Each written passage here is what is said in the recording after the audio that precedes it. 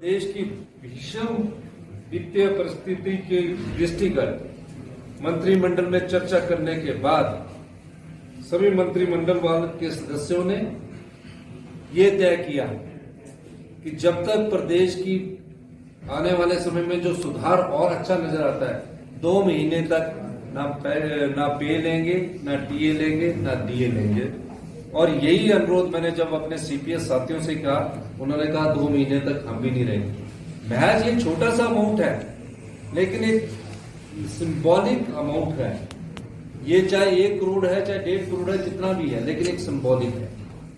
ये सिर्फ इस चीज और इसके अलावा मैंने सभी विधायकों से भी अनुरोध किया कि आप चाहते हैं, क्योंकि विधायकों के पास, हम तो सरकार के लोग हैं, कि अपने जो कर सकता होगा वो भी अपनी 2 महीने तक सैलरी को रोकने की मैंने उनसे बात की। ये सब परिस्थितियां पैदा हुई है और मेरा मानना है, अगर हम जो अर्थव्यवस्था में तेजी से सुधार हुआ है, अगर इसमें थोड़ी सी भी ब्रेक लग गई तो हमारी अर्थव्यवस्था थोड़ा और चरमरा जाएगी।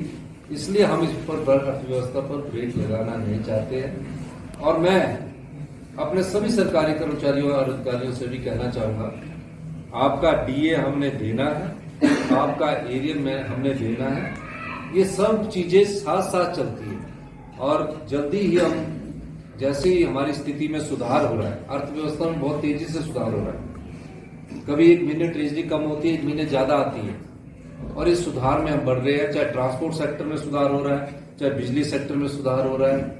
अभी पिछले कल ही हमने बिजली सेक्टर में सुधार के लिए जो होटल को 1 रुपया सब्सिडी सरकार की तरफ से दी जाती है, यानी कि सरकार होटलों को भी सब्सिडी देती है, बड़े बड़े होटलों को भी सब्सिडी देती है। अब जो 5 स्टार होटल है उनको भी हमें 1 रुपया सब्सिडी देते हैं। मैंने पिछले कल ही उस सब्सिडी को बंद करने का ऐलान कर दिया है कि किसी को भी सब्सिडी नहीं दी जाएगी कमर्शियल में। और जो गरीब आदमी है 125, उस पर हमने अभी डोमेस्टिक पर फैसला नहीं किया है, ये स्टेज 1 का फैसला है। स्टेज 2 में और कौन कौन से सेक्टर है उस पर हमारी सरकार फैसला करेगी। इस दृष्टि से आज हमने ये ऐलान किया। सर, प्रेजेंट डेट में मेरा ख्याल अब तो 90,000 करोड़ से ज्यादा हो गया।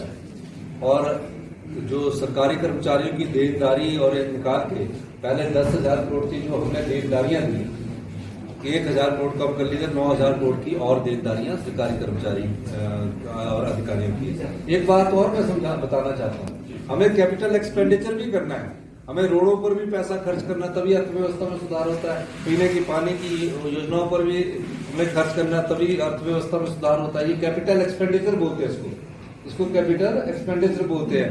नई बिल्डिंग्स भी बनानी है, पुरानी बिल्डिंग को भी तोड़कर खर्च करना है। ऐसा नहीं है कि ये जो खर्चा करते ही ये नहीं है, ये प्लान और नॉन प्लान एक्सपेंडिचर होता है। इफेक्टिव कैपिटल एक्सपेंडिचर करके भी हमको पैसा करना। और इस बार हमारा टारगेट है, पिछली बार हम अपने कैपिटल एक्सपेंडिचर ना करने के कारण जो हमें एससीए मिलना चाहिए था, वो 200 करोड़ रुपए का नुकसान हुआ।